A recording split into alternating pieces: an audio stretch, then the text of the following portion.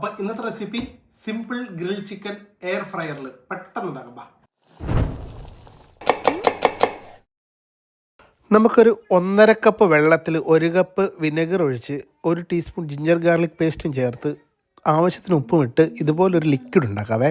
അതിലോട്ട് ഇതുപോലെ നന്നായി ക്ലീൻ ചെയ്ത് ഇതുപോലെ വര ഇട്ട് കൊടുത്ത് ചിക്കൻ നമുക്ക് ഒരു 10 മിനിറ്റ് സോക്ക് ചെയ്ത് വെച്ചുകൊടുക്കാം. നമുക്ക് ചിക്കന് വേണ്ടി ഒരു മാരിനേഷൻ തയ്യാറാക്കാം. അതിനായിട്ട് കുറച്ച് തൈര്, മല്ലിയില, പുതിനയില, കറി ലീവ്സ്, ഗ്രീൻ ചില്ലി, ഇഞ്ചിയും വെളുത്തുള്ളിയും കൂടെ ചതച്ചത്, ഒരു നാരങ്ങയുടെ പകുതി നീര്, കാശ്മീരി ചില്ലിപ്പൊടി, മഞ്ഞൾപ്പൊടി, ഗരം മസാല, കുരുമുളക് പൊടി, വലിയ ജീരകം പൊടിച്ചത്, കുറച്ച് ചെറിയ ജീരകം, ഒരു 1/2 ക്യാപ്സിക്കം, നന്നായി പഴുത്ത ഒരു പകുതി തക്കാളി, ഒലീവ് ഓയിൽ എന്നിവ ചേർത്ത് നന്നായിട്ടൊന്ന് ബ്ലെൻഡ് ചെയ്തെടുക്കാവേ. നമ്മളെ വിനെഗർ വാട്ടറിൽ ഇട്ട് വെച്ചിരിക്കുന്ന ചിക്കനെ നമുക്ക് വേറൊരു പാത്രത്തിലേക്ക് മാറ്റാവേ.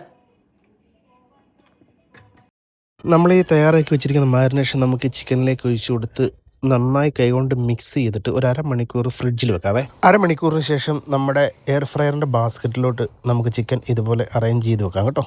എന്നിട്ട് നമുക്കൊരു 180 ഡിഗ്രിയിൽ 10 മിനിറ്റ് കുക്ക് ചെയ്യാവേ. ഈ സമയത്ത് നമുക്കൊരു സലാഡ് റെഡി ചെയ്യാം കേട്ടോ. അതിനായിട്ട് കുറച്ച് കുക്കുംബർ, ഒണിയൻ, ടൊമാറ്റോസ് ചെറുതായിട്ട് സ്ലൈസ് ചെയ്ത് അതിലേക്ക് lemon juice, olive oil, salt, black pepper ഇട്ട് നന്നായിട്ടൊന്ന് മിക്സ് ചെയ്തിട്ടുണ്ടല്ലോ.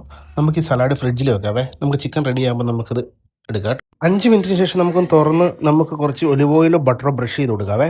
ഇപ്പോൾ 10 മിനിറ്റ് ആയിട്ടുണ്ട് കേട്ടോ. അതേ ഇപ്പോൾ നമ്മുടെ ചിക്കൻ നല്ല അടിപൊളി കളറായിട്ട് വന്നിട്ടുണ്ട് ഒരു സൈഡ്. ഇനി മറ്റേ സൈഡും കൂടി ഒന്ന് കളർ കൊടുക്കാൻ വേണ്ടി അതേ ടെമ്പറേച്ചറിൽ സെയിം ടൈം കുക്ക് ചെയ്യാവേ. ഞാൻ കുറച്ച് ഒലിവ് ഓയിൽ സ്പ്രേ ചെയ്ത് കൊടുക്കുന്നുണ്ട്. നിങ്ങൾക്ക് ബട്ടർ വേണമെങ്കിലും യൂസ് ചെയ്യാവേ.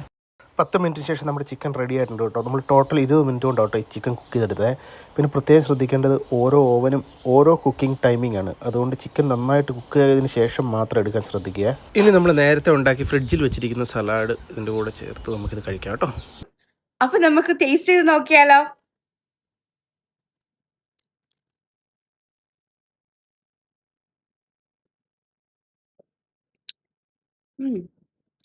കൊള്ളാം, അടിപൊളി.